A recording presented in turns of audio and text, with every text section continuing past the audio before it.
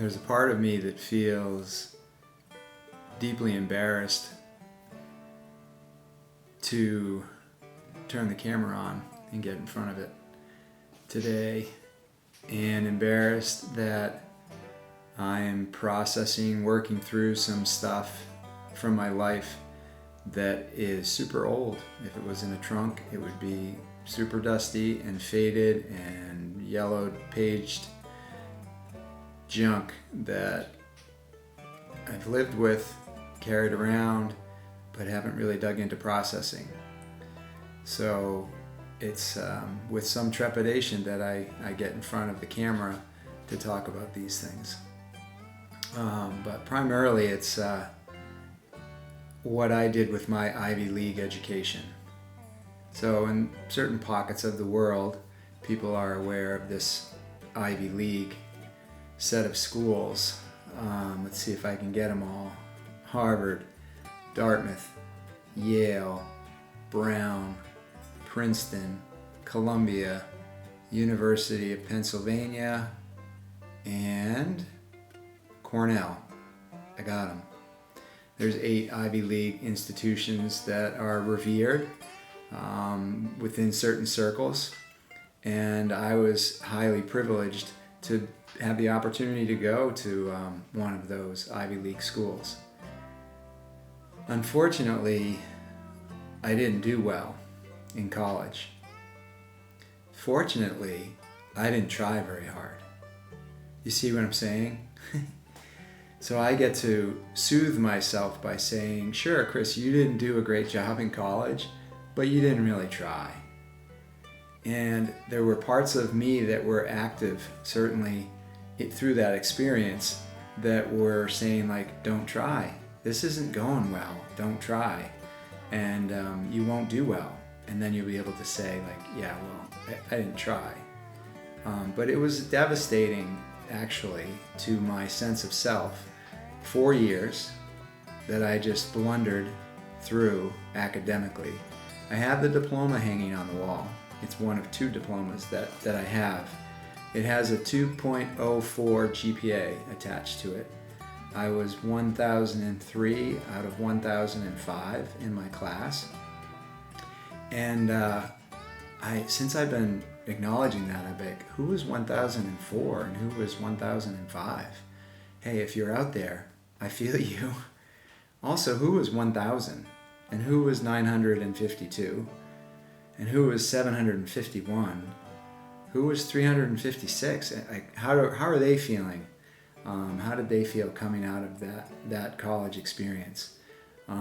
So what were the ropes? What were the handholds that allowed me to basically get through the 4 years? That's a really good question. There were parts of me that were hanging in there literally. There were parts of me that were thriving playing lacrosse. So this is me as a sophomore. There's my dad. This is me as a sophomore in college. Now, I loved lacrosse. Lacrosse saved me. This is me as a senior in college. There's my dad. That's my brother. And we were down in Connecticut, maybe playing Yale. Who knows? But I know it's senior year because of the uniform. Look at the helmet. Love the old helmet. But this saved me. If I didn't play lacrosse, who knows? I probably would have bailed on college after my freshman year. So this is the story, right? Here's my transcript. You can zoom in on it if you want to know the details. And then I've got my graduate school transcript, which has a GPA of 3.95 attached to it. 3.95. It was 25 years later. It took me 25 years basically to get up the courage to apply to graduate school, because anytime I had to provide my transcript, which I had to do frequently because I'd been a teacher, right? If you suck at college, you should go into teaching, right? I don't know about that. But anytime a teaching job said, oh, we'd like to see your transcript, I was like, oh, I don't think I'm going to apply to this job. So I kind of bounced around, trying to find the safe way. So here are some thoughts that I have. When I came out of college, I have to imagine how I was feeling because I think I obliterated a lot of the memories. But I imagine that I kind of put in about 25 wet bricks into a backpack, this metaphor, and I headed off on my life. Well, I give myself credit for struggling with that load and struggling to build a life that felt like it had some integrity. And so off I went, ending up with teaching and coaching jobs and landing in one safe, acceptable, socially acceptable place after the other. And I made some big blunders along the way, and I'll talk about those maybe on another video. But I'm imagining, here I am, I'm just slogging along with this super heavy backpack and doing the best that I can, and the road gets steep and I can power through, and I get to these safe spots, which are jobs that are socially acceptable. And that's the way I plodded along. And I'm very proud of my career as an educator. I learned a lot. I developed a lot of great skills.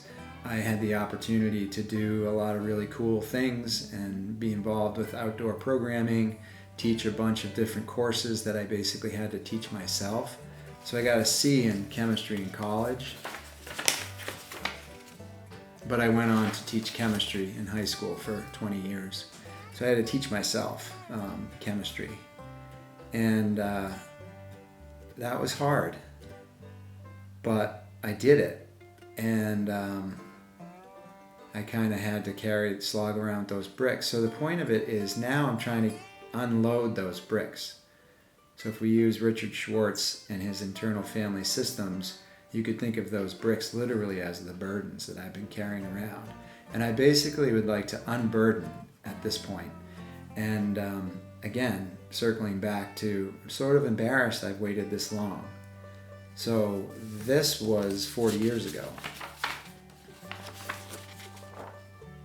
But I've been carrying these bricks around ever since. This was not empowering.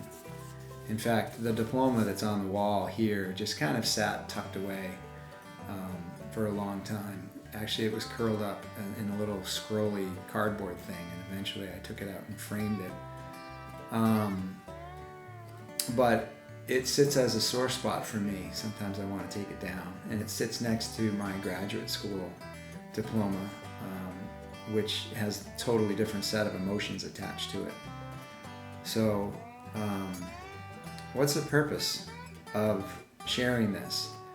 Well, as isolated and alone as I feel processing this stuff, I know there's at least 2 other people who graduated below me in the class. It's kind of funny, how people do, they want to talk about how well they did in college. They're like, I only had 1 B+. Me too. I only had 1 B+. The problem is that was my highest grade. I had a whole bunch of other things that are not B+, but no A's. 4 years of college, not 1 A. So how does that feel? But there are other people out there, and I know that you're out there, and I know that you are burdened from your experience.